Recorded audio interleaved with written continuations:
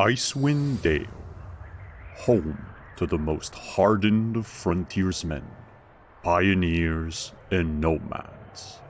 Beyond the sporadic dots of civilization dwells terrifying beasts and deadly monsters. Each night, before midnight, Auril takes to the sky and weaves her spell of ice and darkness. For 2 years, the north of Faerun has been covered in everlasting rime. From Dugan's Hole to Lonelywood, from high atop Kelvin's Cairn down to Mare du Walden. Hungry and cold, the population of Icewind Dale huddles together in empty homes, praying to the gods to end Auril's reign. Their prayers were answered. Heroes summoned by fate have vowed to break the Frost Maiden's spell.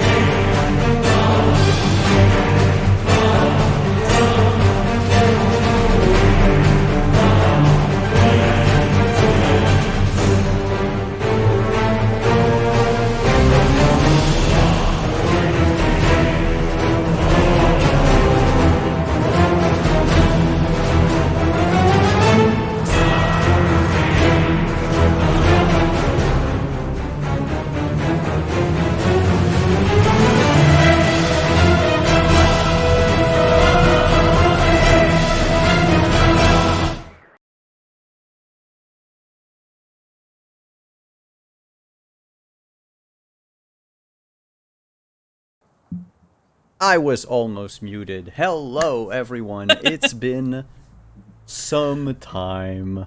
I am Simon at Wandering DM. Welcome back to the channel. A big thank you to Chris Geary, who helmed Wandering DM while I was gone. And a big thank you to all the players and GMs that played games here on the channel while I was away to rest my throat. I am better now, though I will still be coughing a bit. Nothing that I can do about that at the moment. That said, we are playing tonight Dungeons & Dragons. We're playing our Rime of the Frost Maiden campaign. Thank you for the sub. And last we left off, we were in front of Revel's End prison.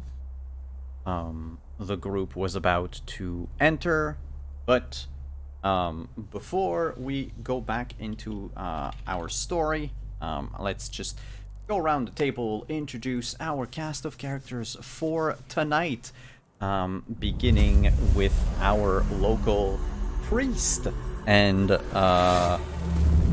all-around shiny person, Etten. Hello, I'm Etten, and I am basically the God Lathander come again. So you should respect and be awed by me. And I am also the town greeter wherever I end up.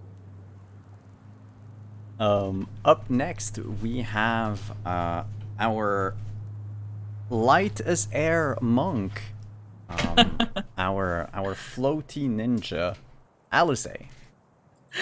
Hi everyone, I am playing Alize tonight, who is a super awesome monk rogue, and she's also extremely polite and political and kind, and no reason to suspect any fighting to happen this episode at all.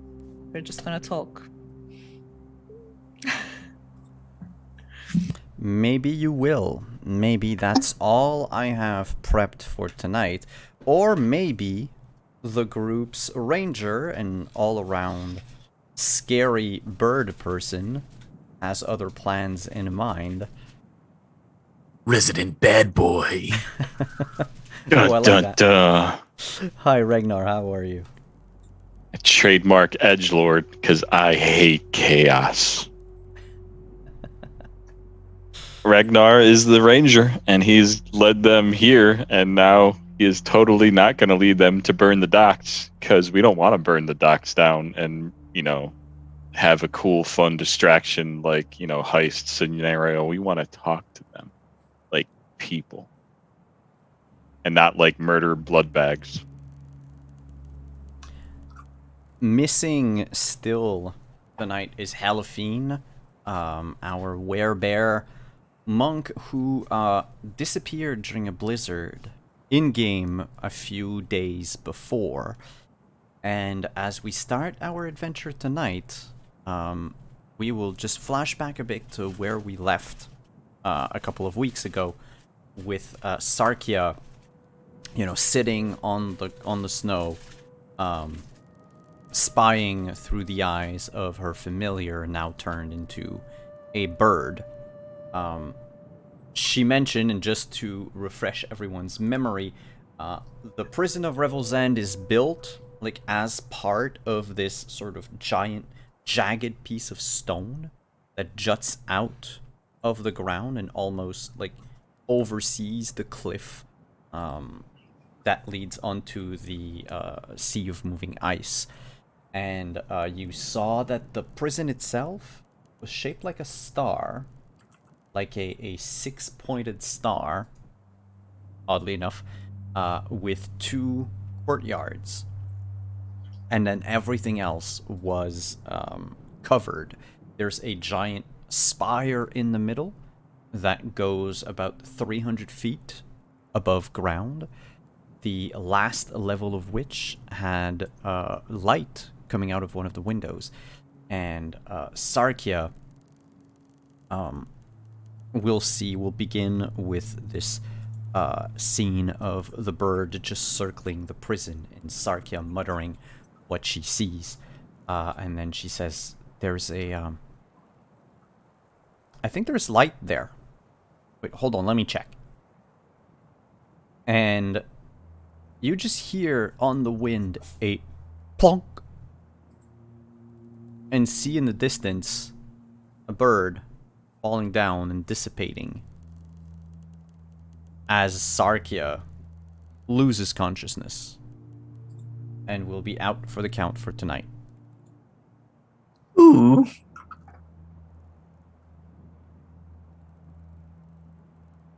Sarkia.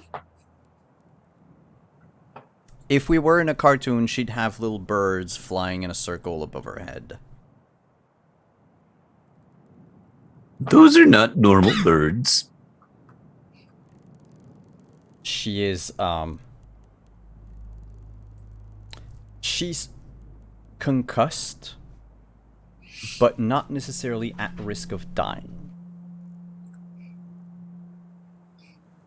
Though if you leave her outside in the snow. Oh, well, I guess I shouldn't spend a spell slot. We'll just let her go. It was nice knowing her. I mean, we knew her. Alas, poor Yorick. Sarkia. And just to remind everyone, for those of you who might have forgotten, we ended also last session with Etten speaking straight to Lathander through the talking fish. And if I remember correctly, he said that you would... that if you were to enter to speak to everyone, or use like the diplomatic route, that the result would be wheel. It's good. It's a fish. It's a magic fish. It's a fish. It's a magic fish.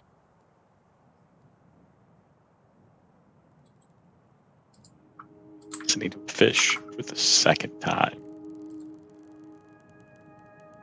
I'm just gonna look down to the unconscious Sarkia with my frustrations because clearly they're just venting to the air.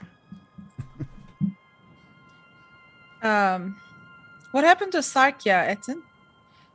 Well, I believe there was some sort of backlash from what happened to her bird over there, and the psychic link between the two caused her to short circuit.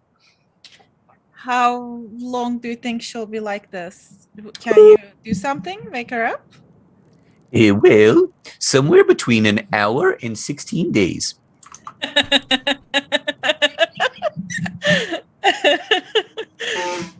I would guess exactly one play scenario. Okay. In- So In game, probably like a handful of hours. Like the time of a long rest.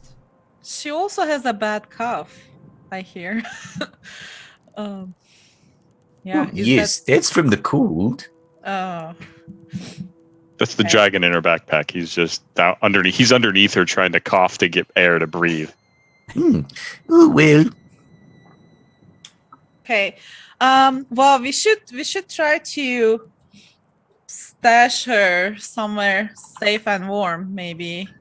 Not out in the open and in the cold, and then try to go have a chat with them. so we put a blanket on her head. Remind me, did you still have one of the dog sled? Yes. Okay. No, we had none of the sledge. Remember, we'd walked up here. Oh, yeah, right. That's true. You left them behind. So I was gonna say you can lie her down on one of them, but yeah, no. At the moment, you're probably gonna have to bring her inside. Bury her in the snow. Head first. Just bury her in the snow, and she'll be relatively the same temperature. Yeah. Or, We'll just have to remember where she is in the snow, so we find her. if we had a donkey or a goat, we could put her inside of it. The interior No. temperature is lukewarm You at all used to times. have an axe beak for that. Okay, so we are taking too much time. We are going to get spotted and we're going to lose our chances to talk to anyone. Ragnar, do you see any signs of Helafine? Anything that you can track, that she's close by, or I don't know, nothing? And I didn't see her when I was up above, and you were higher than me. I wasn't really looking for her. Okay, maybe I should have. All right, so we're gonna have to do this, three of us. All right. So we'll just go knock on the door and ask them why they have my friend, and then demand that they give us back. That sounds like a awfully great, awful idea. I will tell them I am the god of Lathander, the Lord Light of Lathander, come again to this world, and they should listen. That Maybe also let's not sounds lead with that. like an awful idea. How about you pick her up, and we'll go to the door and let me do the initial talking. No, this is my business. I need to talk. I just need to talk at the door. You can talk about your boyfriend. Okay, we can go together. But if you say anything to instigate a fight, Ragnar, I won't say I will anything kill worse you than I am the myself. Lathander incarnated. I promise. okay, let's not give too much out about, who we are and what we've been doing, Etin. But I think we can do this. All right, this is important, you two. We cannot mess this up. Okay. All right.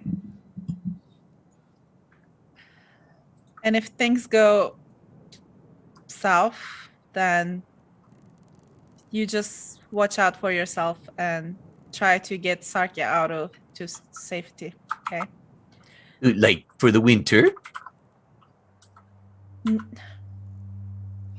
No, I mean, if the talking doesn't work, and then a fight starts, it's very well protected. They do have a lot of people in there. We won't have a chance against them, I don't think. So you just try to get Sarkia out of there. Into Hey, safety. don't worry, the Light of Lathander is with us, and it says we should be fine. Okay. All right. Oh, I'm so happy. I'm glad. Just keep her somewhere prominent where they can see.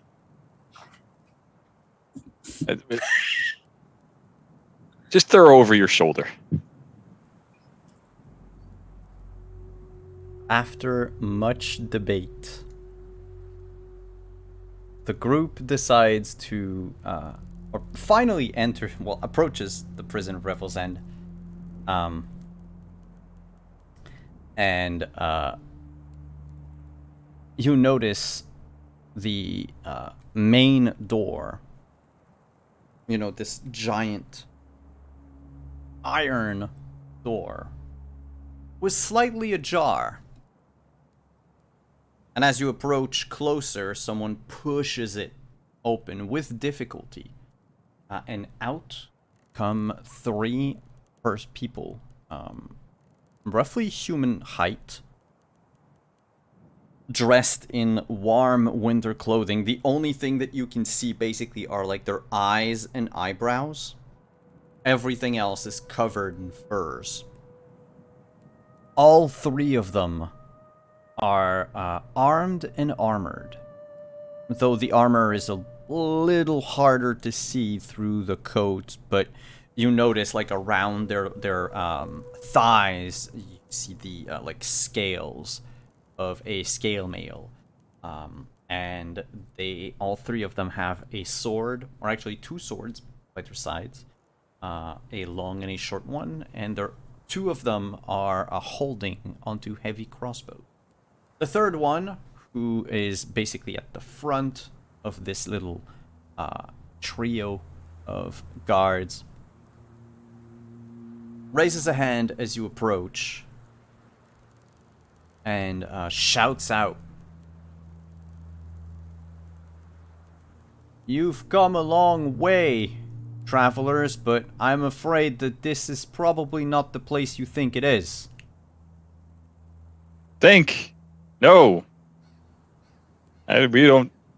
Like, sort of wave back to them. Like, don't know what this is. No, we got lost in a storm, and as you can see, our companion is injured. We're just looking for some sort of sanctuary relief, and then this place just jutted out of the landscape like, well, Daisy. like a daisy of hope. He adjusts, like, probably like straps under his coat, and says, "I'm afraid that this is no sanctuary. You've come to the prison of Revel's End. I don't know what your business here was if you're only looking for shelter. I'm afraid we cannot provide much. There is, however, a ship docked down by the cliff. They can take you south if you need to go back south. They're leaving in a day." Well, you have walls and a fire right here, yes? We just need to rest here for a moment before, well, she's probably going to need a little bit more than a moment, but I mean, we just need the walls and the warmth before we can make our way on farther. And the docks don't exactly cry out either to me at the moment.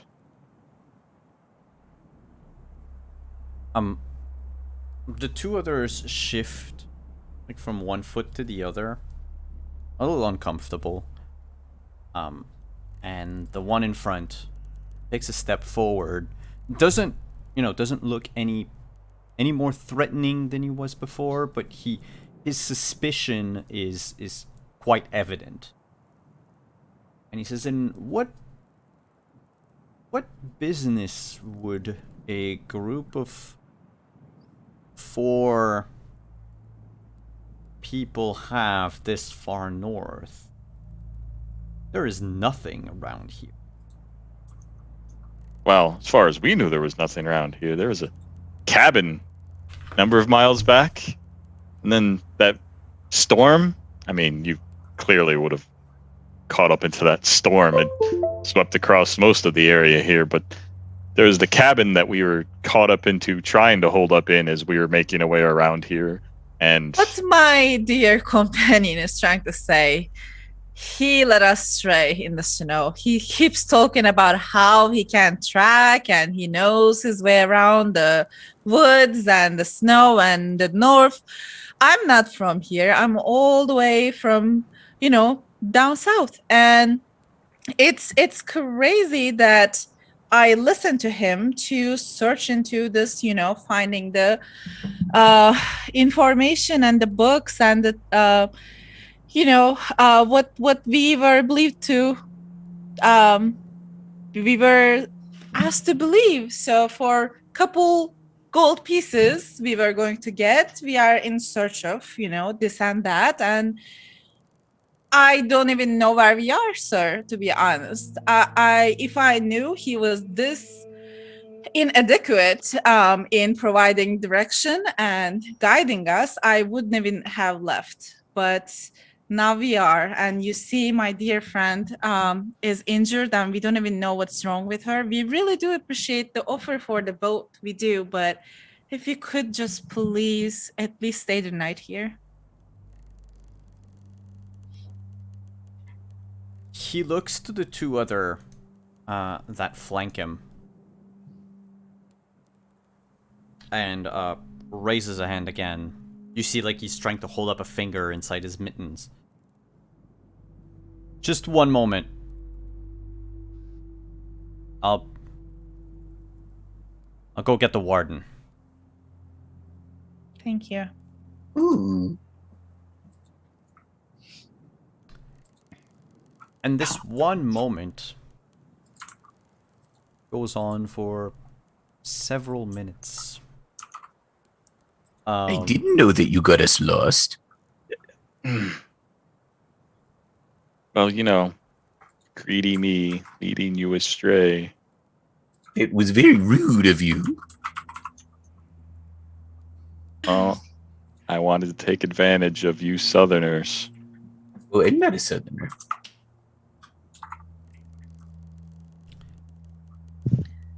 Oh, you're my lovely, helpful hand. I have two.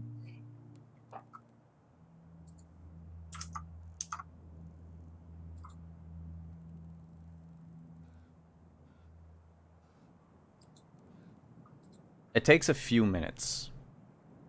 Like, almost upward to a half hour before this man comes back out.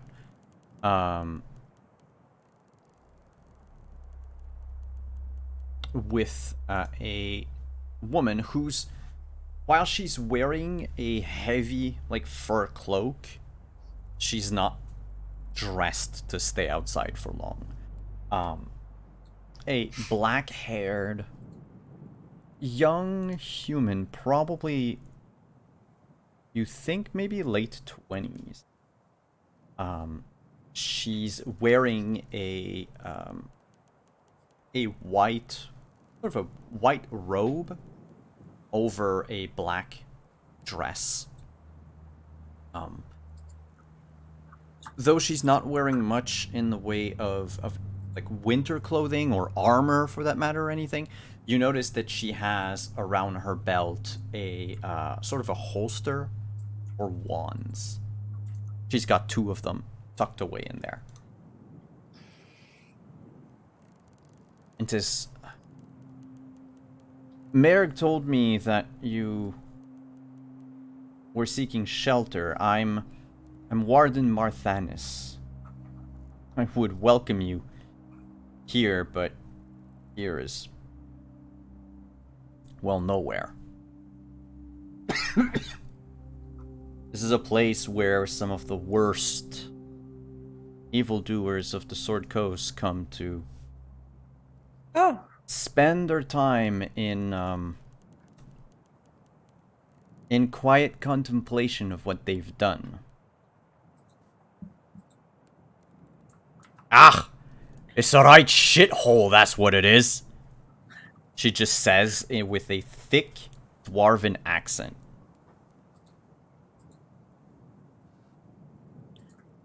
We don't really have much in the way of accommodations, though. I guess since the Lady's Grace isn't leaving before tomorrow night, maybe we could accommodate you in a cell. That's really all that we have, to be fair.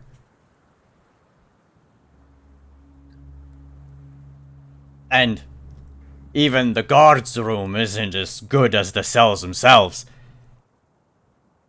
Everyone should just sleep outside for what it is. Apologies.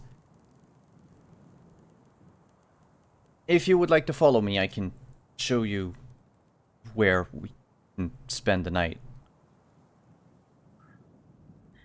And she motions. Thank you. That is very kind of you. The cell you mentioned, all the cells of the prisoners are next to each other. Will be safe, right? Are they are locked? Since you mentioned they are like the worst kind. Oh, yes, all of them are locked. Okay. Not the one we're going into. We're not. No. And she says no with like a little smile, and then again with that big dwarven voice says, "Unless you killed children." No. But thank you. This is very kind. That's the same person saying those things in the two different voices. Yeah, so I'm I should actually not do a dwarven horse voice tonight. But yeah, basically she from time to time will speak in her like regular sort of calm, maybe a little high-pitched voice. And then just like her demeanor doesn't change at all, but the voice changes entirely. It's several octaves lower. And while it is still common, she speaks clearly with a dwarven accent of like someone who learned common as a second or maybe even third language. But it doesn't seem to bother any of the guards around her.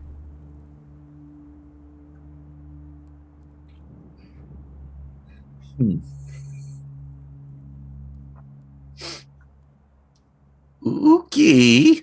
Well, we should probably get Sarkia to a bed. The cells have...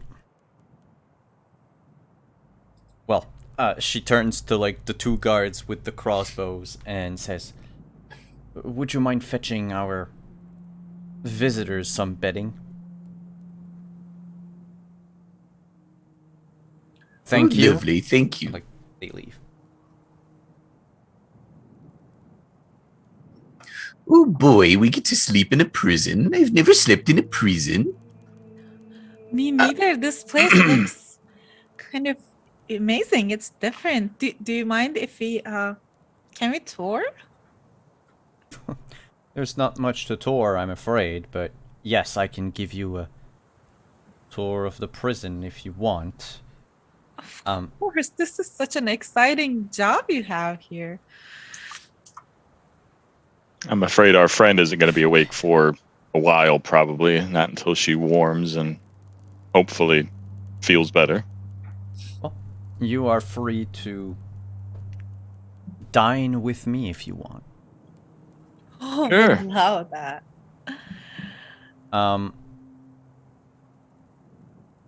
I know Ragnar and Alice, you have a 14 passive perception. What about Etten? 16. 16. So all three of you... Oh no, I'm sorry, 14.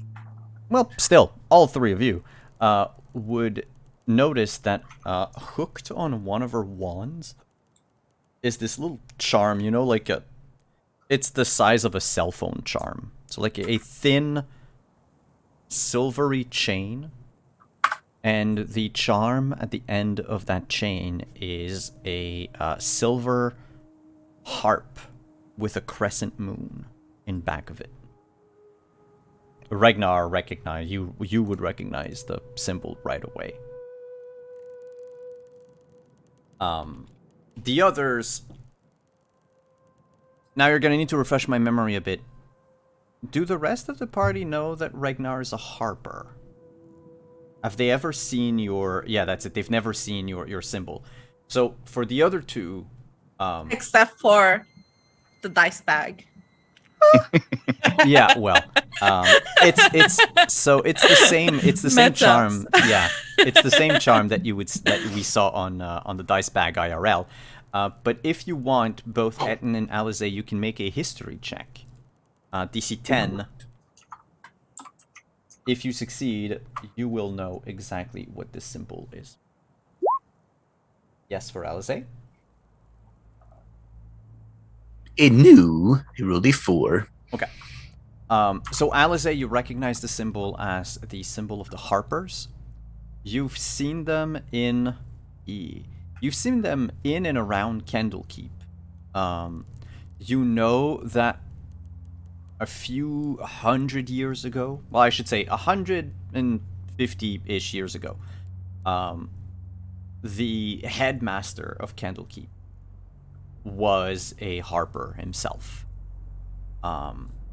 He was killed at the start of what they call the Iron Crisis by bandits.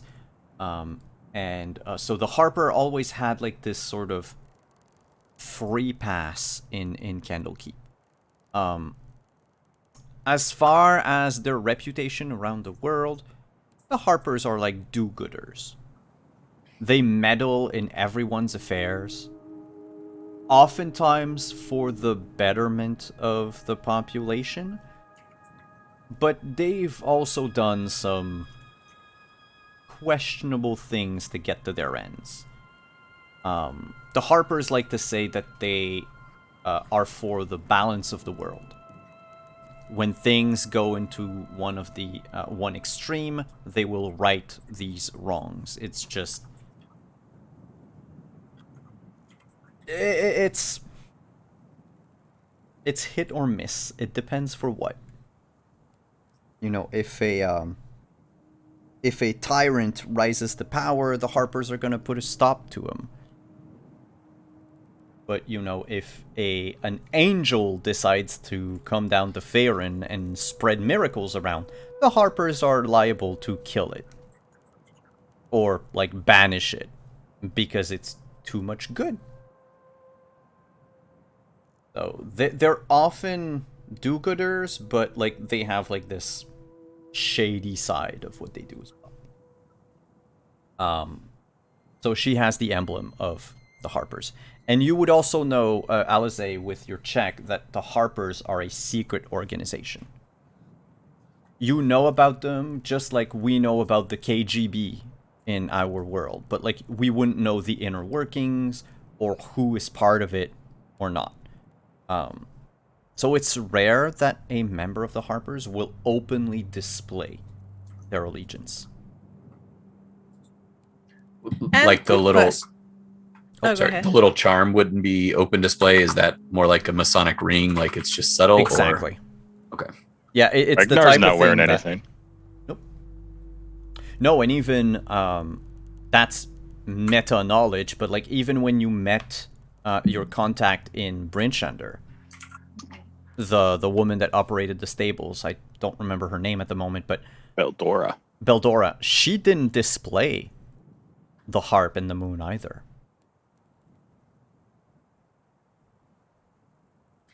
And do I remember correctly, Simon, when the bird was looking through the windows, did we come to a conclusion that there were like Lord's Alliance in there? Yes. Yeah, those were Okay. the flags. Basically, she's gonna tour like the prison with you, but the room she's gonna bring you to eat in is the room with all the Lord's Alliance flags. Okay. It's like their conference room, if you will. And probably the only nice place to host visitors in here.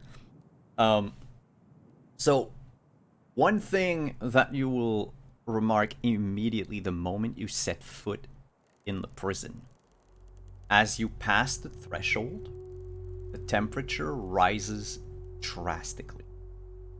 Remember, that's outside, nice. yeah, outside it's minus 50 Fahrenheit right now. Inside it's 68 Fahrenheit. This is Oh, how you get stay. sick. But you don't see any fireplaces. In fact, for most of your tour of the prison, I'll let you know right away, there are no open flames anywhere. The prison is dark. Very, very dark. Like, so much so that guards will regularly walk either with lanterns or will have these, like, little wands with the light spell on it. They're basically glow sticks. And they will walk around with that. Yeah, it's a rave all the time. However, the staircase and the some of the corridors that she will bring you through are lit up with wall sconces and adorned with magical flames. So they're not real torches, but like any place that the prisoners aren't allowed to go, you'll have a little bit of light. So she brings you inside. Since you're all on Roll20, I know I unveiled the map before. But basically, you will go through both doors into the main area. So that's the first place she shows you. As you go through both inside doors, she says, you know, the corridor that goes left and right, those are corridors that circle the entire prison, and they lead to outside. That's sort of an in-between area, if you will, that can lead either to the armory, to the courtyards, to what's this one? Like storerooms, privies, those type of places. Then the main area, this giant hexagon of cells. You've got a total of, I'm gonna have to count, 1, 2, 3, 4, 5, 6, 7, 8, 9, 10, 11, 22? 17, 18, 20, 21, 22, 25. I count 25, but I could be wrong. Anyway, 20-ish cells. Most of them are empty. She's not going to, like, introduce every prisoner to you. Alright? But as you glance very quickly, you notice that there are at least 6 prisoners currently. Which means that most of them are on opposite walls, like opposite sides of the room, and so can barely interact with one another. Like, if they shout, they could, though people don't tend to shout. In fact, it's very quiet in here. Is it all But I one get- level? All the cells are on the same level. They're on the ground level.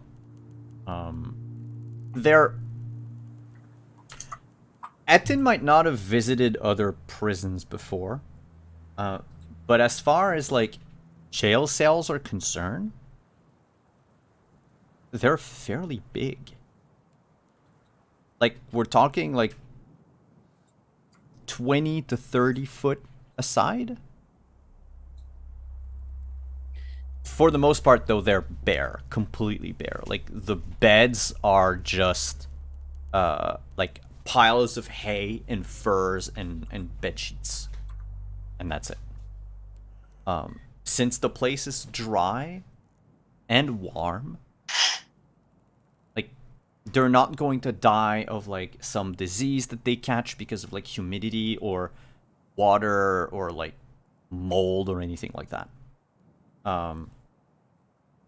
I'm not gonna say they're not mistreated, but if any of your characters have ever seen, well, Alizé, the cells that some of the monks in Candlekeep would lock themselves in to meditate are probably like a fifth of those cells.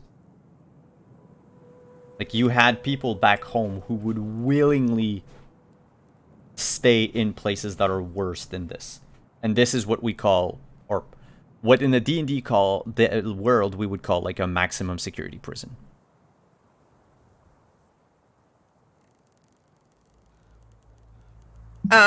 As we are walking by, do I see him or no? No. Yes. Okay. He is... Let me just grab a token very quickly.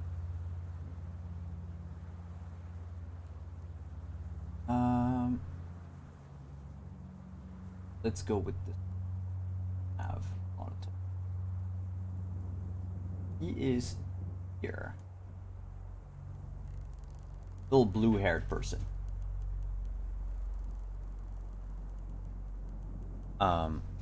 So when you enter, she would basically just like show you like half of the room. So go from south to east to north, and then enter the northern door to the middle section. And the middle section, which looks like a bunker, like a stone bunker with arrow slits on each side. Inside is you find like these 7 guards, 6 of them just manning these giant crossbows. Like, we're not talking heavy crossbows, but we're not talking ballistas. It's like in between. The kind of thing that could easily fell a moose in one shot. Like the kind of thing that you would have wanted to have to kill the mammoth had it not already been dead way back in Dugan's Hole. And in the center of this room is a spiral staircase, and that's where she will bring you up to the other levels. Oh, Simon, Yes. just as we were going around there too, did we happen to see perhaps another prisoner of female variety? I'm gonna have to ask a perception check for that. Ooh.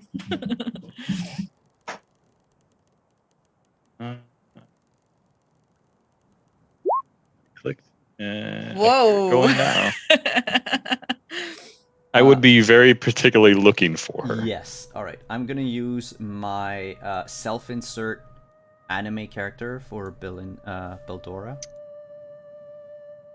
Why I'm asking a perception check is because she's not like on the side of the prison that Marthanis is bringing you through, and because it is very, very dark. But you do know, like, you recognize her general shape, and even with the darkness, like, wavy brown hair, you know, almost navel length. Like, none of the other prisoners that you've seen so far have those hair, and this is clearly, like, you know, if Beldora had stayed or had been forced to let her hair grow, it's pretty much what she would look like at the moment. Again, everyone is silent. Not that there is a silent spell, by the way. Like, you can hear people breathe. Like, there's one prisoner that, like, coughs at some point or whatever. Like, it's not magical. It's just no one's got anything to say anyway. Can I ask something? Yeah. So as we're going, you know, east to north, to enter that area, like going in front of his cell, Eliza would make sure to say something loudly or laugh, like, you know, in the middle of the conversation, and would try to listen in to see if she would hear any movement, like shuffling of feet or like him being alerted to the fact that I'm there. There's no shuffling of feet, but there is the soft whisper of like the same prayer. Okay. You didn't hear it before you said anything. But after you spoke, you heard him speak his mantra again. But like, barely audible. This is the one that she heard through the stones previously. Yes. Why do I not have his sheet over here? Lies and myths truth. I mean, probably because you won't need it. We're just gonna walk out, right? Right? Yeah, sure. Sure. Or he'll die. Don't need sheets for the dead. Whoa! We will do all the proper rites, don't worry. Oh no! What was his name again? Because since I'm creating the page, I can't go back into the notes.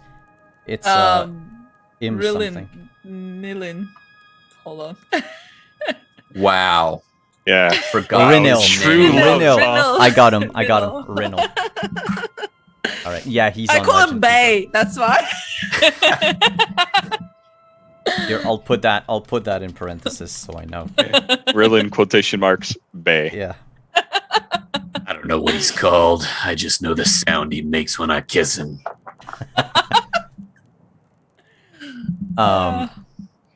So he's you can hear his voice like barely above a whisper.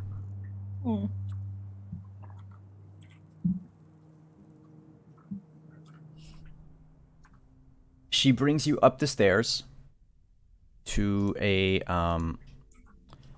through the barracks and up again, and then the second flight of stairs is rather long. Like you're going up like 5 stories in one flight.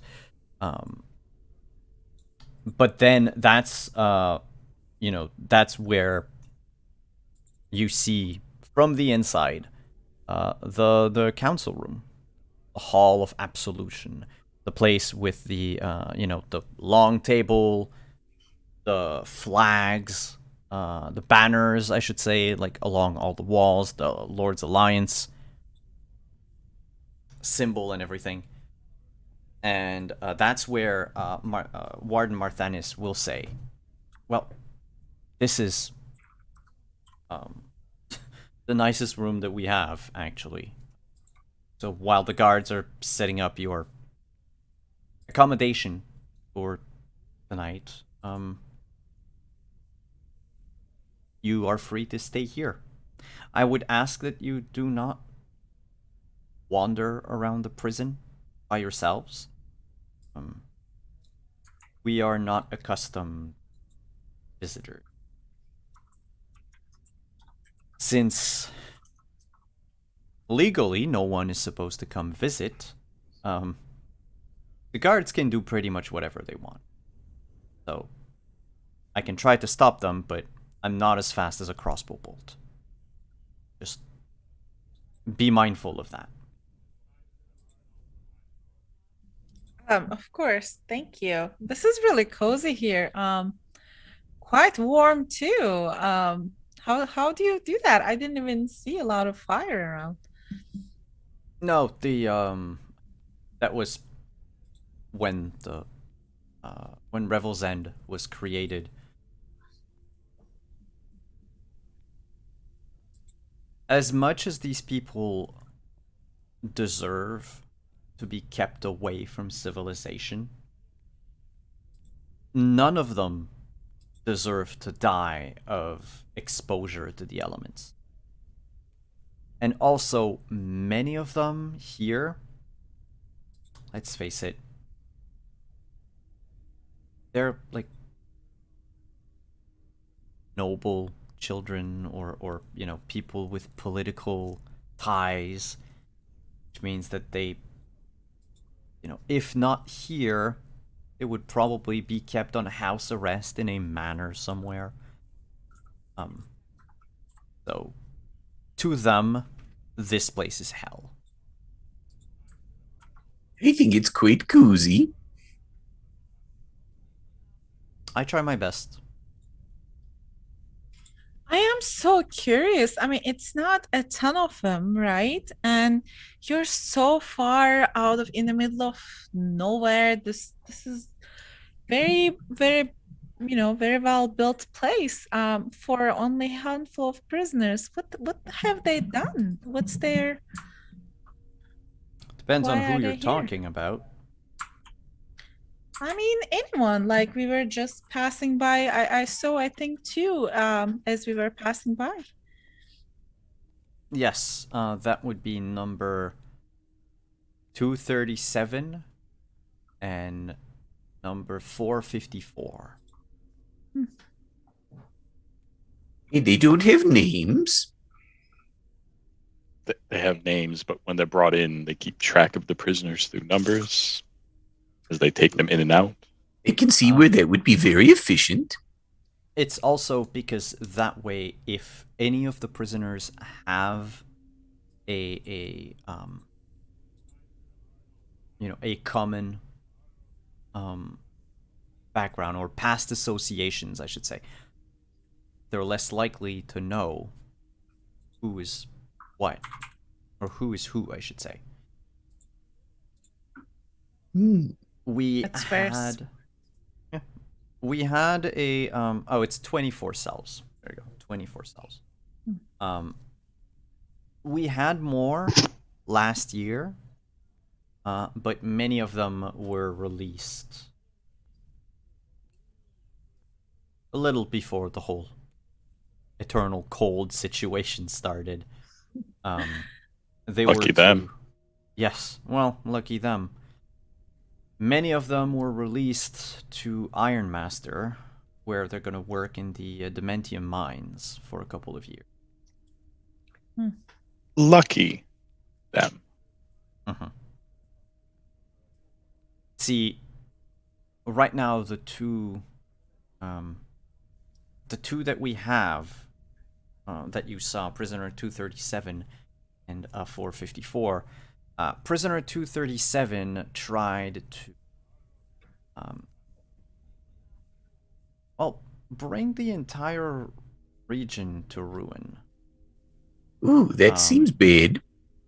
Yes. Very bad. He sought to murder the leaders of the 10 Towns.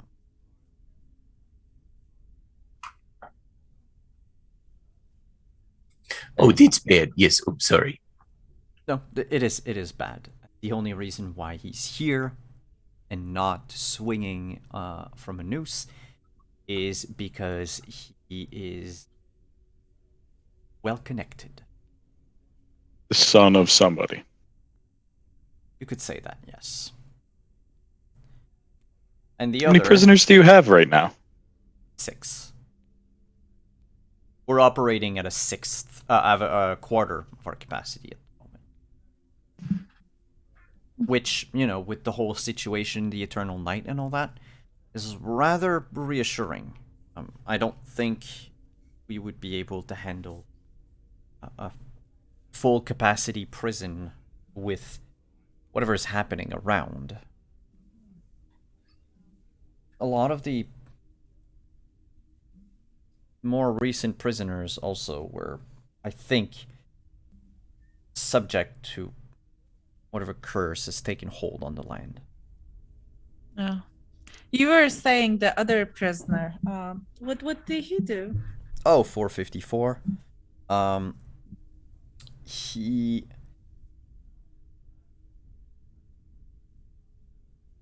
murdered a... Shoot, what's their title? Give me 2 seconds. I need their title. The main monks in Candlekeep, they are called the Avowed. Ooh. He murdered 2 Avowed in Candlekeep and then burnt several books. That's That is interesting. terrible. Yes, the only reason why he is here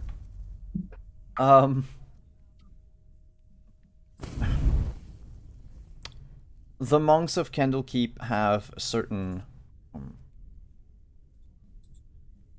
rules when it comes to their precious books, and this one was supposed to be sent actually to Helm's. I was gonna say Helm's Deep. God damn it. What's the name of that place?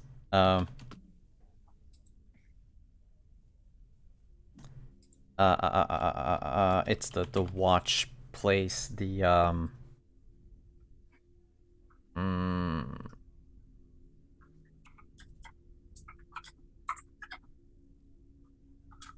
It's a dungeon in Watcher's Keep. There you go. It's supposed to be sent to Watcher's Keep. Watcher's Keep is an asylum, basically, because he is not completely himself. However, while on the way to Watcher's Keep, that's when he murdered the two avowed that were with him. He was caught around Luskan, brought here until the Lord's Alliance decide what to do with him. Oh, yeah. It sounds like he does believe in asylum. Would anybody not be up for taking him to one? It's such a pity because I knew someone once, and she really believed in the balance in the world, making sure everybody would, fall into places where they're supposed to. And if that's where it's supposed to be at, maybe you should send him out to asylum. You wanna make a persuasion check for that?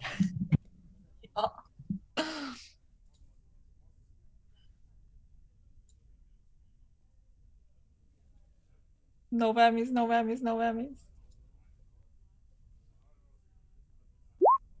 Ooh. She nods at your words and says, well, it's a tad more complicated than that. Candlekeep is not part of the Lord's Alliance. The murders, they occurred on, territory that summarily belongs to the Alliance. Originally, the monks of Candlekeep were going to send him to Watcher's Keep. I figure if someone wanted to escort him south to Watcher's Keep, again, I could send word to the Alliance to just go and get him there instead. Yeah, I mean, we are headed south with the boat. I mean, you took care of us and gave us a place to stay over the night. You're lending us a boat. That's the least we can do. I mean, there's no way our friend would have survived out in the cold if you didn't let us in. If we could repay you, that would make me feel better about putting you in such hard position by accepting us in. She looks to each of you in kind, and then to a passed out Sarkia on the table. You all are armed to the teeth anyway. Probably scarred from all of your battles. You look more At capable... this beautiful face.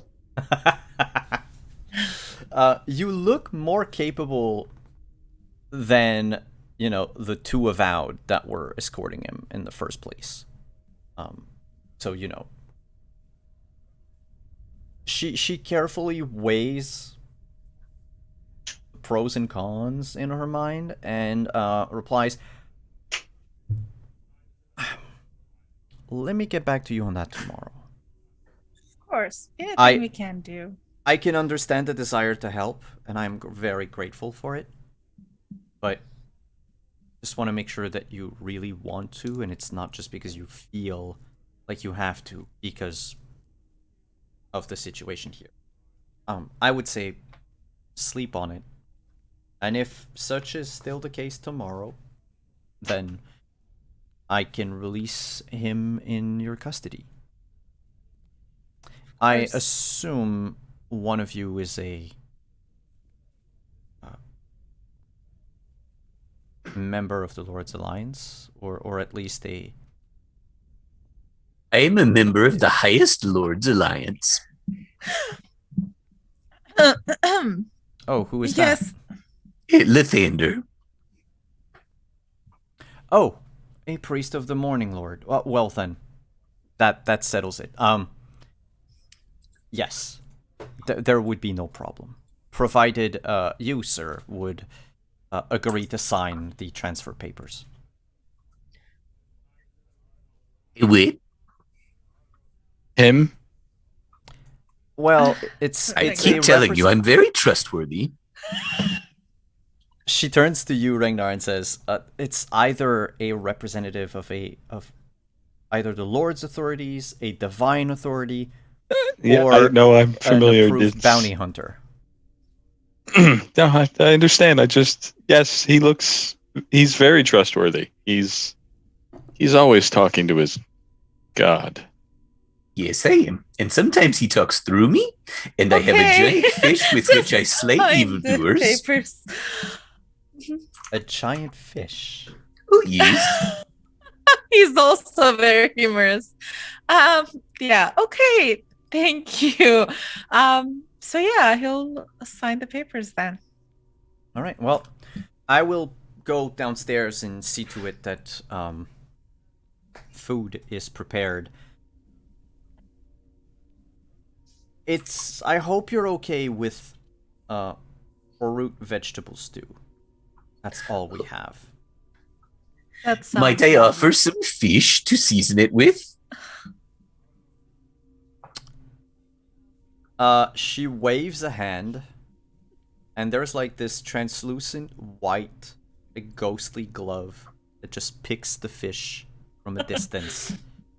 She's like, I will see what the cooks have to say about that. I dried it myself. That's great. What's up, Ragnar? I was just actually I was waiting to see while she's all doing that, and I just wanted to sort of keep an eye on that charm and her to sort of piece it together to see, is that actually hers? Is it her charm? Does it actually seem like it belongs to her, or does it seem more like maybe a trophy or something she took off somebody? Like, does it look to me like maybe that belonged to Beldora and then not her? You would know that it doesn't belong to Beldora, if only because you would have seen Beldora's insignia. And Beldora has a brooch.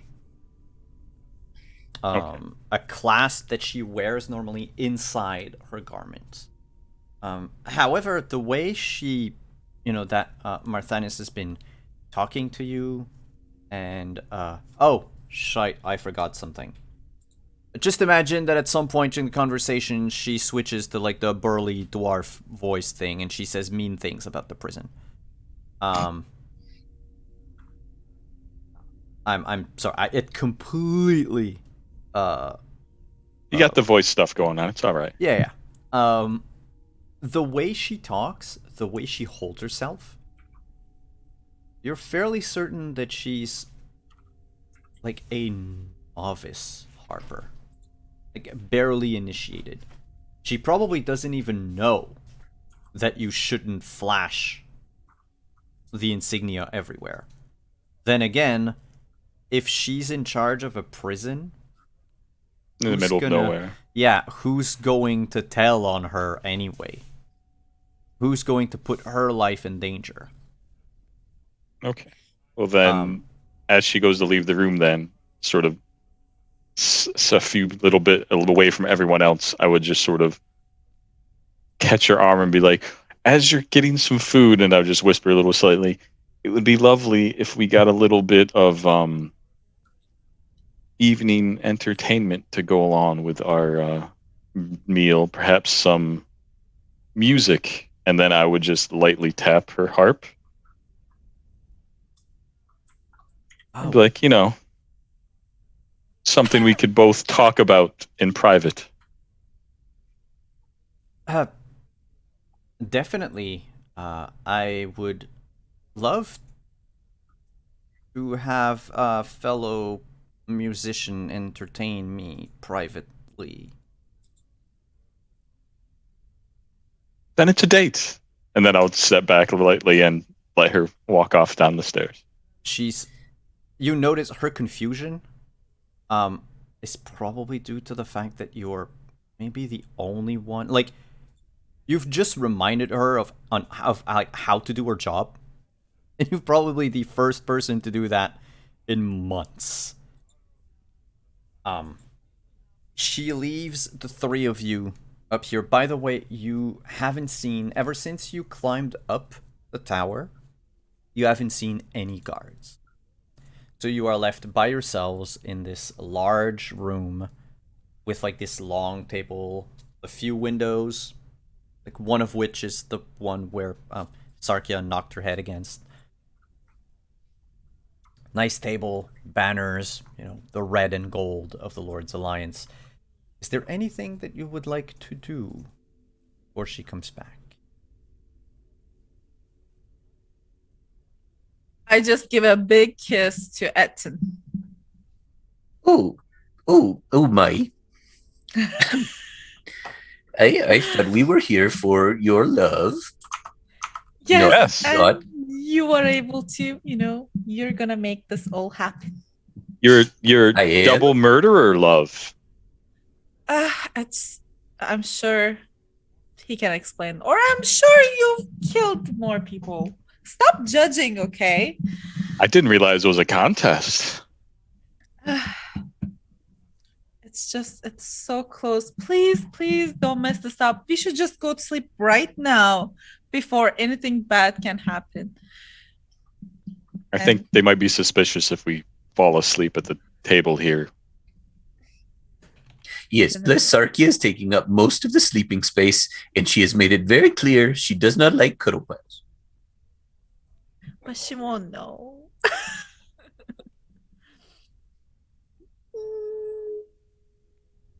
She might. She's not the only one who doesn't like cuddle. I keep working on you. I've died once. I'll do it again. I'll bring you back.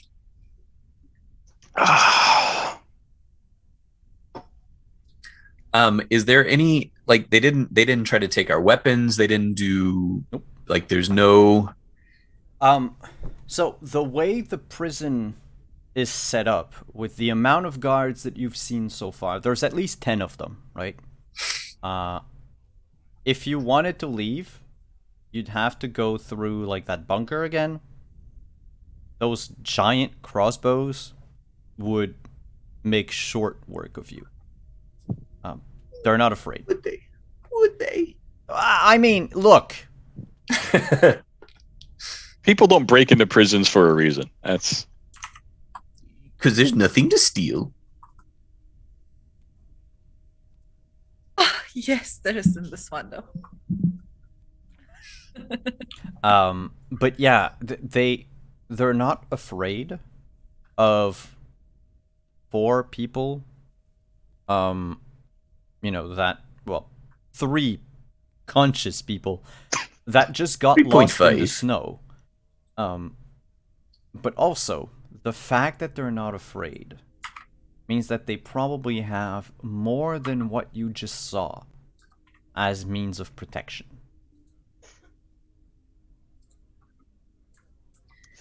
I magic. told you that old Bitey is always right. I am Yes, not. I believe in you now. It's in. I mean, I always have, but Oh, it feels so close now. We can just pick him up and go. Go They where? are giving him to us. Wherever. To the transfer. Yeah. Sure. Because if I sing it, we have to take him there. Otherwise, I'd be breaking my word.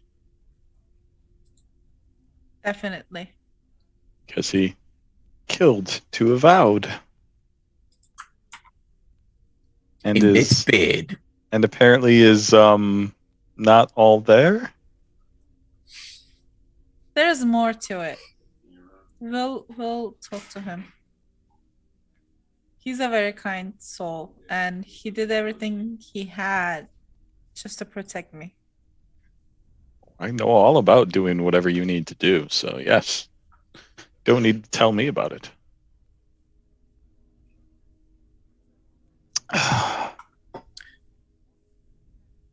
If I'm alive now, it's because of him. So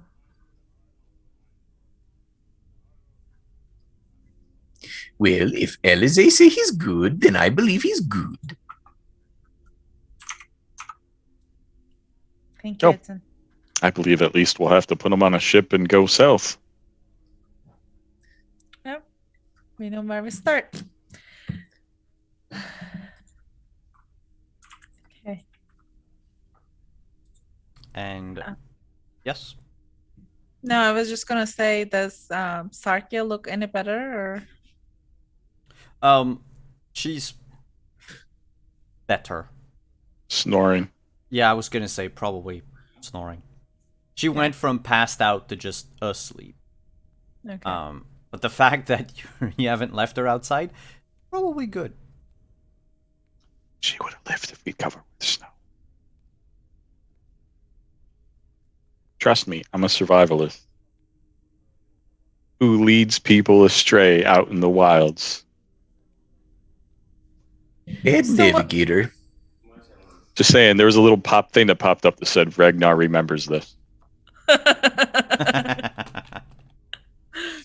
So, what was that thing you were telling her about? Dinner. You know, and how to properly dispose of, properly season the fish that Etten so kindly provided. But you've never shown an interest in my fish before. Exactly. Ragnar, I don't intend to start. I saw you motioning towards her charm. Yeah, I quite enjoy her charms, shall we say. Are you familiar with it? With her? No, I would like to be. No, not the charm, the symbol itself. Alize, I think that he likes her like you like your friend. I mean, I'm not into this whole relationship thing so much as I am. We're somewhere that's actually warm for a change. So you'd like to have a cuddle pile. In a manner of speaking, but I do not want to see any of you involved. So a At all. 2 people cuddle pile. Yes. That's not necessarily a pile, is it? Well, I mean, just say if I am not in whatever hellhole prison spot you guys are this evening, please do not come looking for me. I will see you in the morning, hopefully refreshed and on a better mood. Okay, just don't do anything to alarm anybody, any of the guards, to mess this up for me. Oh, there will be no guards involved. Hey.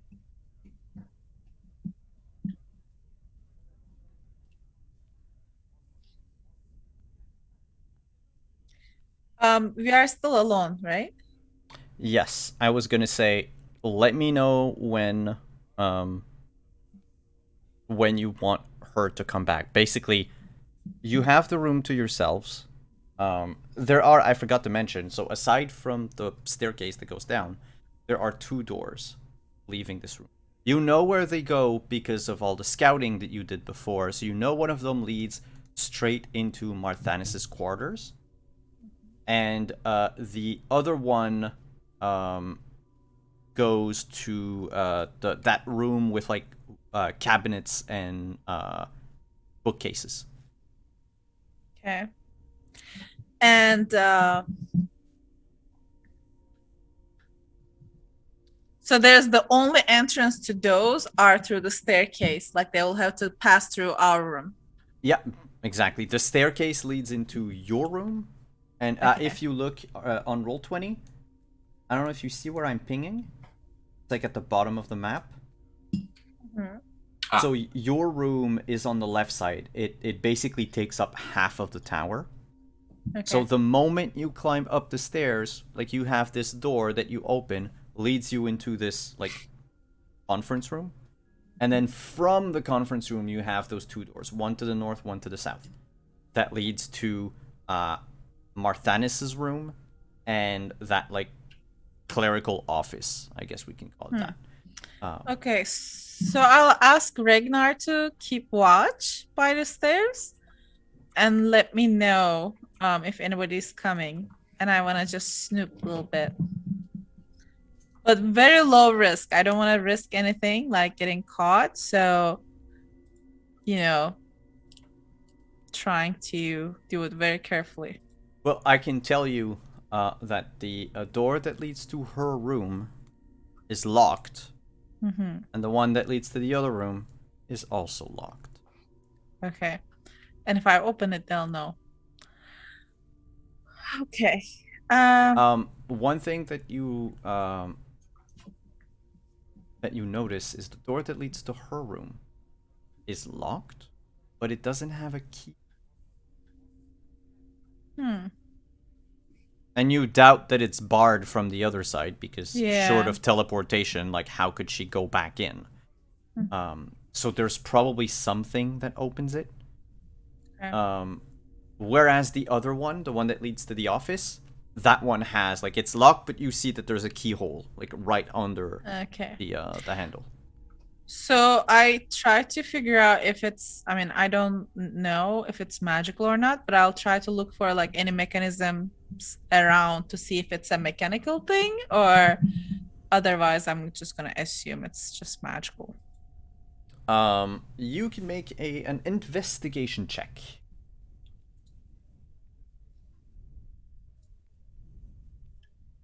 Can I cast Detect Magic?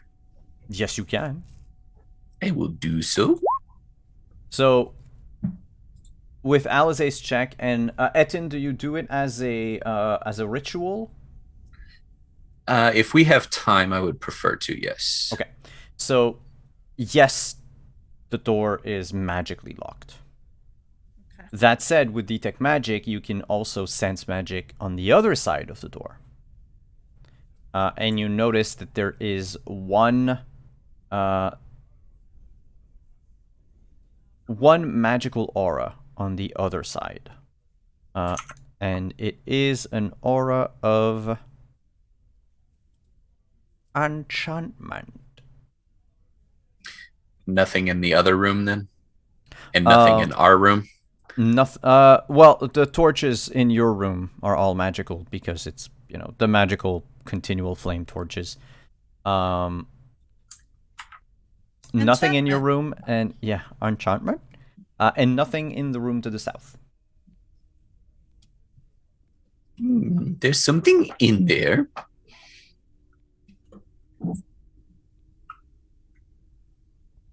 But we should probably not, right? Yes, we need to save your love.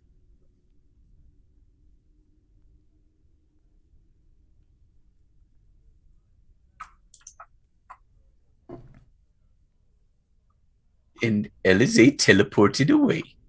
Oh. Well, then in that case, we're gonna take our break here. Okay. How about that? We'll be back in 5 to 10 minutes, everyone. Take some time to stretch. Take some time to something to drink, something to eat. That's what the characters are going to do soon. When we come back, we will have some announcements, and then we'll the game. Hooray! See you in a few moments, everyone.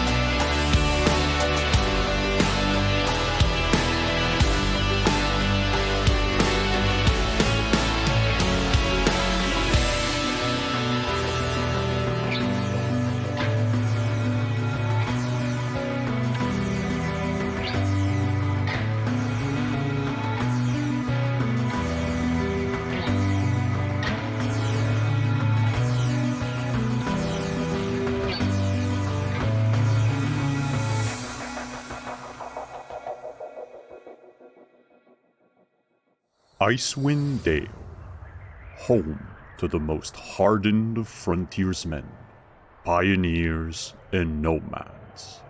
Beyond the sporadic dots of civilization dwells terrifying beasts and deadly monsters.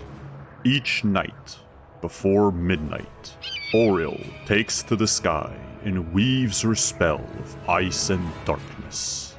For 2 years, the north of Faerun has been covered in everlasting rime. From Dugan's Hole to Lonelywood, from high atop Kelvin's Cairn down to Mare du Walden. Hungry and cold, the population of Icewind Dale huddles together in empty homes, praying to the gods to end Oril's reign. Their prayers were answered. Heroes summoned by fate have vowed to break the Frost Maiden's spell.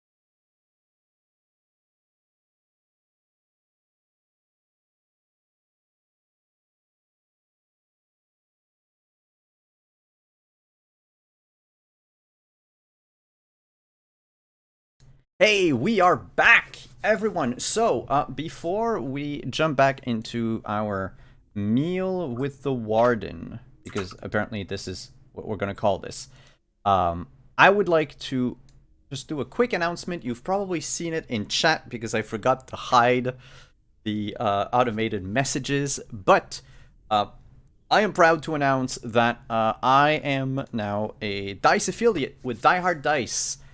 You've seen the tweet earlier this week, or was it today or yesterday? Anyway, a bunch of mysterious dice packages sets have landed at my home, and we'll be giving a whole bunch of them away all throughout the summer. So you might want to keep an eye out for that. It'll be tweeted about. There will be other messages, but tonight, since coming back from medical break, also wanted to share that out. So if you go to dieharddice.com, and throughout the month of June, if you use code WanderingJune, you get 10% off your entire order. Let's go back to... Is there any music? I hear a noise. I hear noise, but that's about it. Music's inside of us. Yeah, probably, but I thought that was the reward, like friendship and That too. Let me get something that's a little quiet.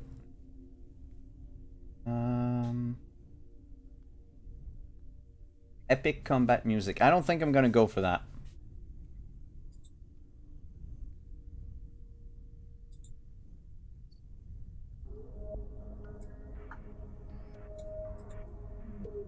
Okay, maybe not that. Well, I'm gonna find something. But that said, as you discuss among yourselves and investigate the two doors that lead out of this room. Eventually, the smell of food alerts you to the return of the warden. Ooh, that smells delightful. To which that's what I would rather loudly say, sort of back into the room and sort of also a little bit down the hall is just, oh, that smells lovely. The door opens almost on cue, and two guards are bringing. One of them is holding this rather sizable cooking pot, cauldron, I should say, and puts it in on the table in the center of the table, and the other one was carrying like a handful of bowls with wooden spoons, puts them down. Marthanis behind them brings a basket of bread and cut up pieces of fish jerky. And one of the guards lifts the cover, the cauldron, and leaves the four of you in the room. Marthanis says, Please, serve. Go ahead. Take whatever you need. You're probably famished after being lost in the snow. Actually, you've asked me a lot about the jail, but I didn't ask you anything about your perilous trek across the tundra. Well, that's because I don't give a rat's ass about what you did. Sorry, please. Do not mind, Vlax. Say again, Vlax. Is that a mouse in your pocket? Nas Vlax Braun Anvil, you daft. That's Vlax. It's complicated, but he's rude. Yes. Listen. But also he's completely harmless, I assure you. So you didn't just pick up a dwarven accent from somewhere? I did more than pick up a dwarven accent. I picked up a whole dwarf, apparently. Uh-oh.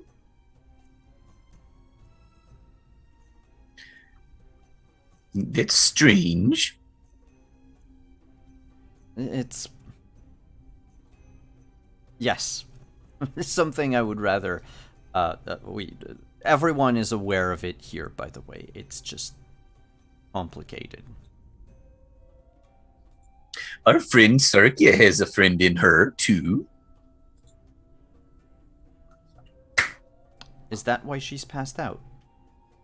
No, She's- unrelated. Yeah, let's... It's in. Maybe we shouldn't, dive into her problems while she's not with us at the moment to She hit her tell head. her side of the story. Yeah. She's a ghost. She looks like a ghost right now. Yes. Very clearly, yes. As pale as a ghost, but she's fine. No, I it's assure you mine is not a head-related injury. A magical mishap, more likely. Oh, You how want me did to that try to fix happen? it?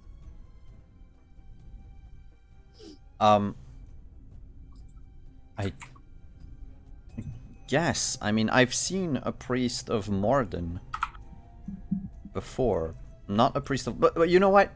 Let's keep that for after dinner. Oh, You know, yes, after in dinner case- activities. In case Vlax decides to be uncooperative. And then there's just a slew of expletives in Dwarvish. I don't know if any one of you understands Dwarvish. I speak Dwarvish. I But- do. Okay, Vlax is tearing the warden a new one when she mentions him being uncooperative. There's some very colorful language in there. and like it's strange because she says it with conviction, and yet you can see in her eyes that she's like so ashamed to be saying that like in polite company. She just can't help it. Oh dear. You know what? I'm gonna tell him to stuff his bearded stout with some food instead of spewing that. Then before I take a bite of, or before I start filling my plate with some, I'm gonna put some stew in my thing, and I'm also gonna pour some into hers as I say that. I'm gonna say that in Dwarven, so Yeah. he gets it. She blinks a few times and says, I don't speak Dwarvish. Don't worry, it wasn't for your benefit. And then I'll just wink at her. But you just did. I'll assume you were talking to him. No matter. He's probably gone to grumble and mope somewhere in the recesses of my mind. Thank you. And she nods to you, Ragnar. She takes the bowl. So please Hold my tell bowl me. out to Ragnar. And I will push the ladle over towards his hand. And sit back down in my seat. Rude. Hungry, and then I'll start taking some of my soup. Without any fish jerky. Doubly rude. You notice, Edna, that half of the jerky you gave has been dipped in cheese. Ew. How dare they sully the natural beauty? This is not what I had in mind. The cook said that it might create a flavorful mix. Whatever he meant. I think he called it fusion. I call it an abomination.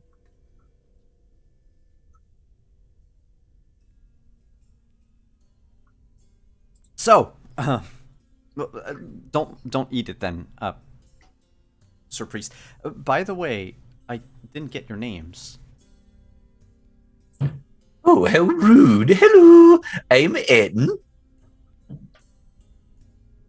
Etten? You can call me A. Hey, that's a B. rather short name, but Yeah. hey, it is. It's all in the pronunciation, I suppose. Yeah. You can call me Ragnar, my dear. My dear, well. Okay, Ragnar. So please tell me how did you get your friends lost in the storm? Oh, well, I'm just going to pointedly look at Alize and be like, I'm just sometimes so very, very bad at tracking and maps, and I lost my way in the snow. And stubborn. So stubborn, too. There was a storm. It was very bad. When this one hurt herself, it was more about just moving forward. I really wasn't paying attention to exactly where. And there are, creatures of the night that chase us and all that stuff. It's easy to lose track of which direction you were coming from, The speaking of unnatural storms, the captain of the Blessed Lady did mention, after all, that they did encounter a sunk, or at least a wreck of a vessel their way up here. So I think the blizzards are also affecting the Sea of Moving Ice, and not just the tundra. I'm I'm glad to see that you're alive. And I applaud your perseverance in the face of these, say, almost like this divine curse or whatever it is that Oh, brought to our land. yes. Thank you. Thank you. We appreciate your kindness and hospitality as well. Yes, thank you. But never put cheese on fish again. Etin. I will let them know. Never.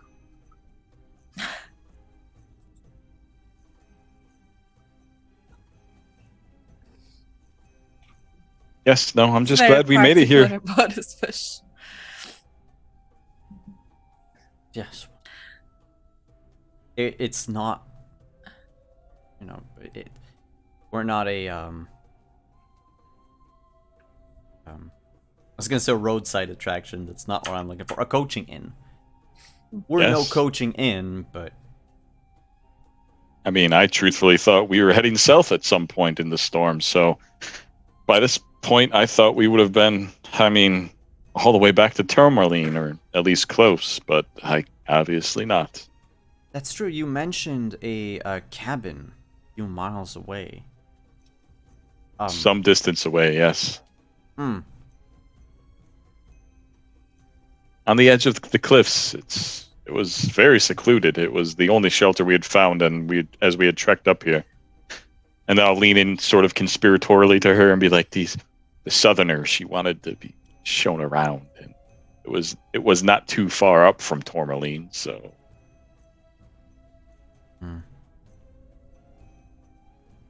Would you say it's on the way to Lonelywood? From here? Yes. Huh. Yeah, it is very much on the way. You Um, will definitely run into it if you would make that trek. Good. Why would you, though, right? Oh, sometimes we send out a patrol of guards down to Lonelywood. It's rare. We normally would do that only in the summer. But for, you know, resources, food for the most part, Foraging. wood if we need it, we need to. Well, it's more trading than foraging. It's just we normally get what we need through magical means, but with everything that's happening here, I am loath to try any magic that would reach out of the prison, just in case. So if there is shelter in between, that'll be great news for them. I'd say you can't miss it, but look at us. Well, I have a map of the region in my office. If you would like to just mark it down on it, I'd appreciate. Oh, certainly. We can go over it after dinner. Certainly. This is delicious, by the way. Oh, please. These are half-rotten turnips and, well,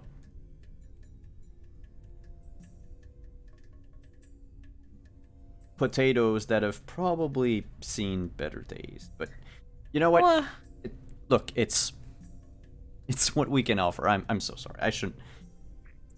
I'm thankful it that is you like it. warm food. Warm is the key word. Yeah. Yes. Well, it's. You were saying. Oh, sorry. Go ahead. I was gonna say it's. You know, up here we eat the same thing that the prisoners eat. There's no luxury to our lives.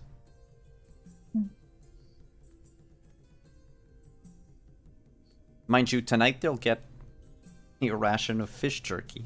So They better enjoy it. Mm-hmm. The horror. You were saying after dinner, you would also talk a little bit more about the what issue you were having with that, the unstoppable language that's just blurting from your mouth. That seems to be bothering you. Vlax? Yes, he's Yes. bothering me. He's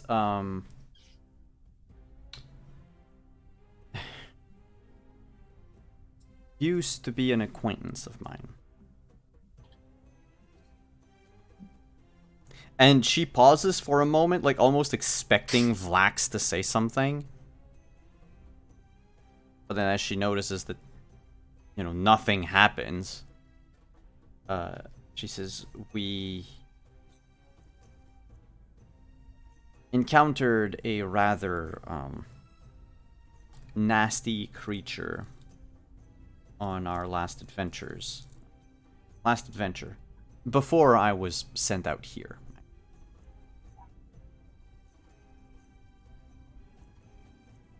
There was I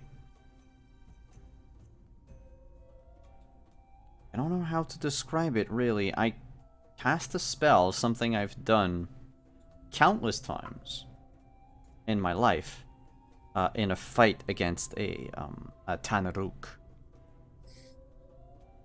And there was a flash of brilliant light, and when it subsided, the creature was gone. Vlax was gone. And then I don't remember anything. And then I wake up a few days later, passed out, in a puddle of my own puke, in a dismal inn in Luskan. I had apparently been on a drinking binge for a week prior. Which, I do not drink, by the way, but apparently I did. And that's when it started. I think, and after speaking to a priest of Morden, I think his soul is inside of me. Dar, ya bet I'm inside of ya. And I just had to make do. It's apparently impossible to separate us. Or, at least, almost impossible. Yeah, the priest told you, you have to go to Gontul Grim. To the tomb of my pa. Yes, well, Gontul Grim is hundreds of miles away. I have work to do. Wouldn't you rather get this out of you and take like a vacation or something? Well, honestly, I would rather Vlax's spirit be laid to rest. I don't think he would disagree either. It's just the only thing that we were told would work is to beg the forgiveness of Moradin at his altar in Gontul Grim, which is apparently, according to what I've been told, the most sacred place to the dwarves in almost the whole of Faerun. So I've heard. It's also under a volcano, and a tiny part of me is afraid of being under an active volcano. Oh, bound to be warmer than the ice. Yes. It is a very bright idea. You are usually so melancholy. Perhaps, what if you could transfer him into my friend Ragnar, and then we could go and break the spell. Then you don't have to go. And we do you a favor, and then we could, be good. We're not going anywhere near Gontul Grim, and I'm not capable of holding a dwarf soul. How do you know? Just gonna guess. Just gonna assume. because I'm not magical. There's nothing magical about me. I'm just a ranger who's What if very we bad put- at directions. The dwarf soul into a prisoner, and then we take the prisoner, we get rid of the soul, and then No. In case, there's the corruption coming from the prisoner's evil mind. We don't want that to happen. See, she's very wise. Yeah, you don't want double murderers running about there corrupting dwarven spirits. Ragnar. Yes. Yeah, but we should help you if we can. I mean, I appreciate you wanting to help. I've resigned myself to living with Vlax for the time being. If you happen across a way without having to make the trek all the way south to Gontogrim? Oh, wait. But you are going south, aren't you? Yes. Oh. Well, then... Yes, if it's at all possible to exercise? She looks at Etten, unsure of herself as she says that. Exercise Vlax for me? Well, He's not a priest of the dwarven gods. the problem there is it might exercise him.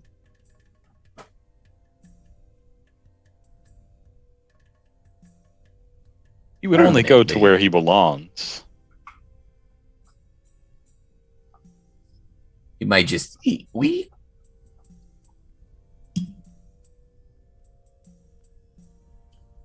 So you're...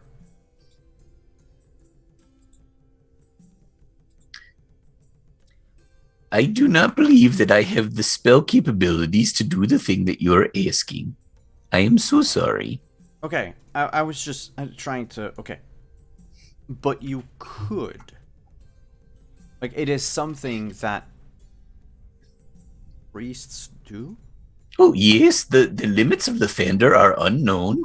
He has ultimate power in this universe, and through him, I am his tool in this universe. So, yes, in theory, I could do anything.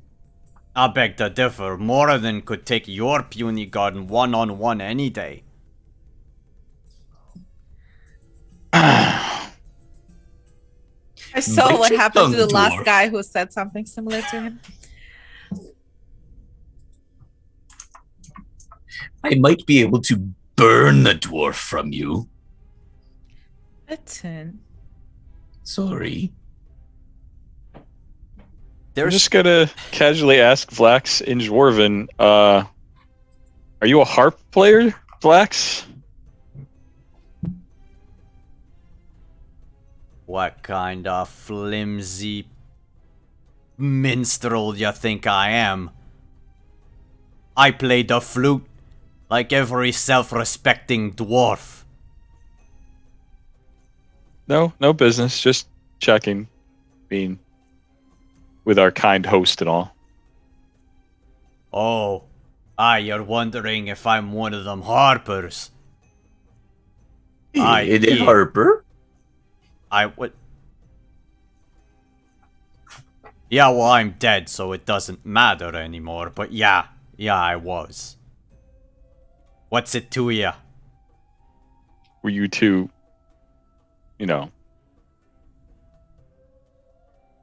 what were you two doing at the time of this?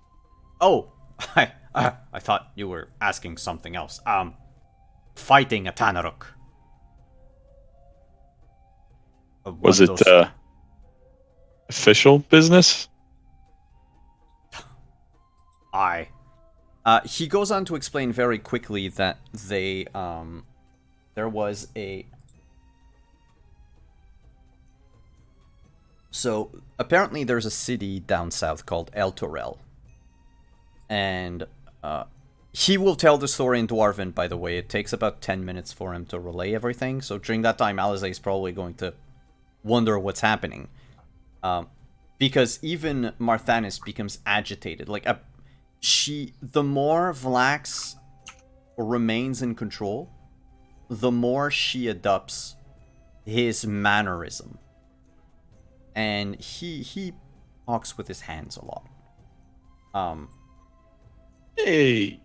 He basically explains that the town of Elturel, the city of Elturel, vanished a couple of years ago. It reappeared. Apparently it's been in hell, in the literal 9 hells. When it came back, it brought with it some stowaways. Both devils and demons that sought to escape the blood war in Avernus. And one of their Harper contacts had found traces of the tracks of a Tanaruk, which is basically it's a half orc, half demon. Like, if a tiefling... Seems fine. Yeah, if a tiefling is a, like, quarter demon, Tanaruk would be a step above. The equivalent would be, like, a Cambion if it was with a, paired with a succubus, or, like, anything else. So it's basically, like, a 50-50 demon. And... according to Vlax, Marthanis messed up a spell and killed them both. He has no idea what was happening. In his mind, she was going to cast a spell on him that would make him faster than the Tanaruk they were fighting.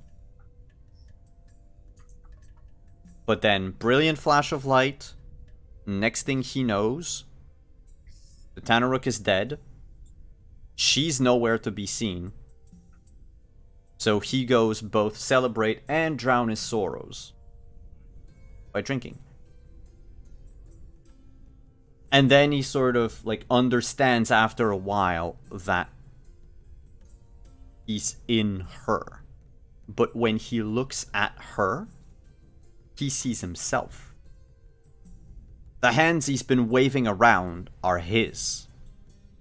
He doesn't see, like, the slender woman in a white dress when he looks at himself. He sees how he was dressed the day he died.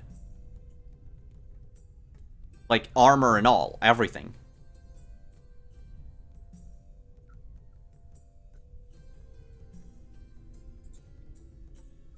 That's disconcerting. Yes. I've never heard of any magic like this. Wait, you... Yeah, you magic like this. That's quite the tale. I'll just read it back in the comment. That was quite the tale he just told us about what just happened there. He was relating his perspective of events. Yeah, we're not sure that our friend would be able to help, per se. Maybe Sarkia would know what to do.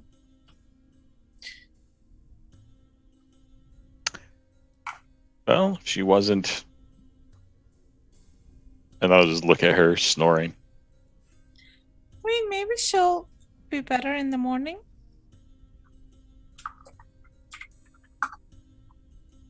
A good night's rest always seems to do her good. Remember that time she was frozen, and then she slept, and then she was better?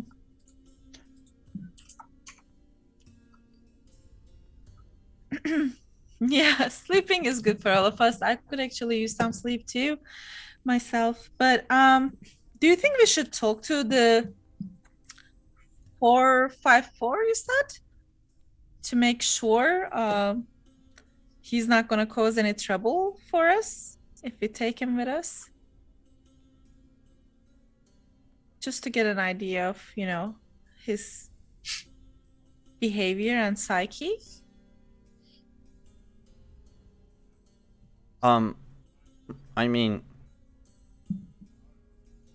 you have literally nothing else to do here. If you wish to know about the prisoner before you decide to escort him or not, yes, I can. Though it won't be here, but we have an interrogation room. Okay, that will be helpful, I think. So we'll know what we're putting ourselves into. I mean, we do want to help you, but you will understand. We just need to be careful. Nobody wants to be walking around with a crazy double murderer. Yeah. So at least we can, assess our risks.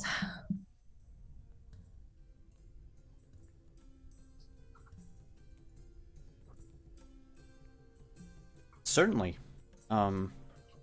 She looks to Regnar and says, if you want, I can prepare the prisoner for Etten and Alize, and then we can talk during that time. Unless you want to be present in the interrogation.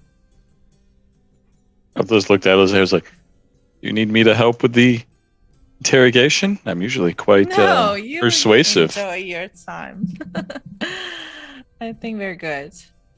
Ragnar has a habit of stuffing beards in people's mouths during interrogation. It's a dwarf. Figuratively. Yeah, I think we can handle it. Etin is a good judge of character. Yes.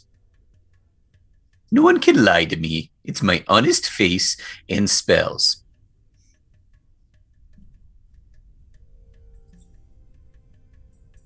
Then it's settled. Please come with me. Out of game, assuming you're done eating at that time. Yeah. And so she will bring you downstairs, down to the first floor, into a room in the back. This one here. So it's, well, actually, not this one exactly. One of the three, like, side rooms. And it's, what you would think of a very basic interrogation room. There's a table, sturdy table with on one side you have just a small stool, and the table on that side, hooked on the legs, are several chains that, chains and manacles that will hold down the prisoner. And on the other side, nothing. Like, you get to stand up, basically. They'd rather have you on your feet and ready for anything, and have them sitting down and bound so that they can't really. Because as the warden will explain, they oftentimes have spellcasters. And some of them are quite cunning, and they will take their time, or I should say bide their time, before, trying to run away or something. So they'd rather make sure that they can't do much, and that the guards are ready to react. There will be a guard on the other side of that door. That's like prison policy, right? So We'll be able to hear what we're saying. Out of game, I'll tell you, unless you're careful. Okay. But yes, and if suddenly everything goes quiet for more than a few seconds, like, the guard will probably open the door.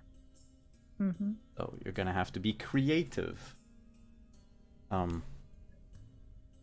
So you are sent into that room with prisoner 454, and up at the top of the tower Ragnar is brought into the warden's room. To open the door, by the way, she just touches certain like specific bolts on the like metal bands that reinforce the door. She touches a few of them and the door just opens by itself. So with Ragnar in one room, Alize Etten with a prisoner, that is where we're gonna end. Oh no! And where's Sarkia's body? Sarkia will be in the conference room. Okay. Or in a way. So I think the last image we should see tonight, just to torture Tumai a little more, is basically, you know, you and Etten are in the room, and then the door opens, and the guard brings in a blind drow man. Hello. Hey. So, because That's what I really miss by not being down there. because I don't want to like go too fast through like the scene or whatever. I don't want to butch it. So next week, which means that probably next week you're gonna have your level. Okay. I was like, next week you're gonna get in a fight. No. It's just it goes through like depending on what you accomplish. Yeah. So did you all have fun? Always. It's You been didn't even burn down a dock. Yet. No. Yet. Stop it, you guys. You don't need to. the ship is there, ready to take you south if you want to get the fuck out of Icewind Dale. I'm just gonna say though, it's a sailing ship. It's not like a getaway car. So if you try to burn the place down, like the ship takes about half an hour to leave. So be nice. Be nice. Or be prepared. Be prepared. So thank you everyone for coming back. Thank you chat for hanging out tonight. It's been a while. I'm super happy to stream again. Thank you players. I know we haven't like seen each other in like 3 weeks.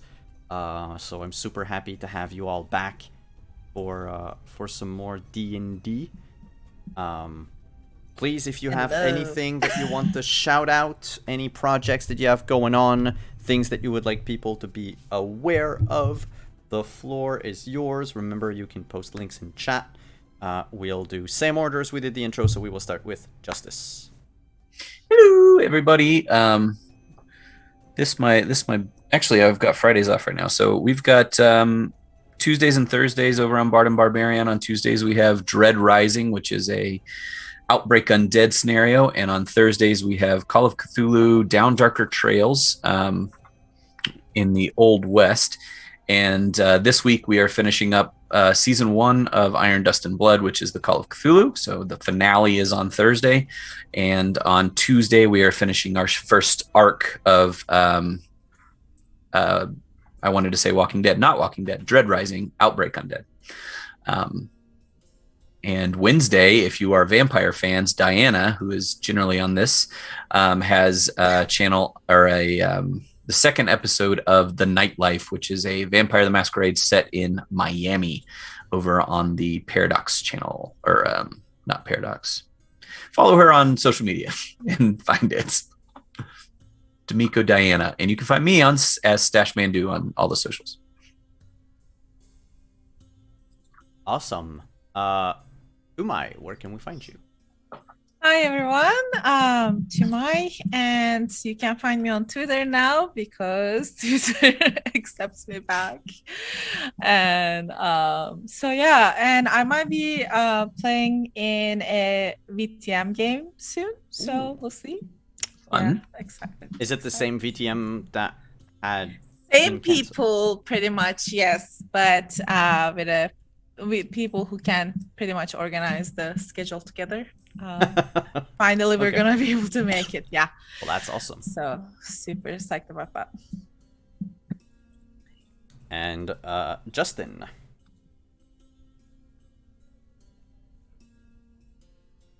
Aha, now I'm unmuted.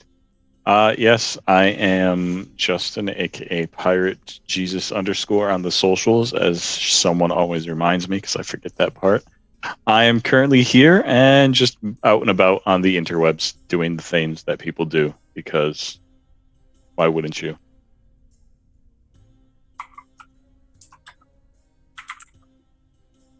And I am Simon at Wandering the DM. Thank you everyone for coming tonight again. You can find me here back Wednesday for our second episode of Malifaux, as I scare my players shitless in a alternate world in the 1900s. Then on Thursday we are back with the Simon Cinematic Universe. We're gonna play Sentinels of the Multiverse, our third episode, and the group has found strange things since the disappearance of all the or most of the world's superheroes and supervillains.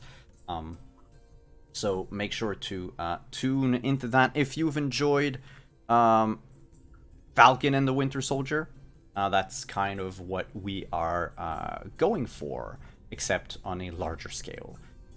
No, Then- nobody enjoyed that show. That was awful. What? No, No one enjoyed Falcon and Winter Soldier. That's just... I don't know what you're False. talking about. Lies. Yeah, and then on Friday we're back with Cyberpunk, and then Saturday it's Scion, and then I'm taking a break on Sunday. But on Sunday, June 27th, I will be over on Praxagorath Thesmophoria's channel for my one-on-one flashback session. We've already done 3 flashback episodes each week. So basically, if you want to discover the reason why I'm playing an emo boy, that will be unveiled during that session. That's going to be on June 27th. So thank you everyone for coming, and we'll see you on Wednesday. Bye-bye. Bye.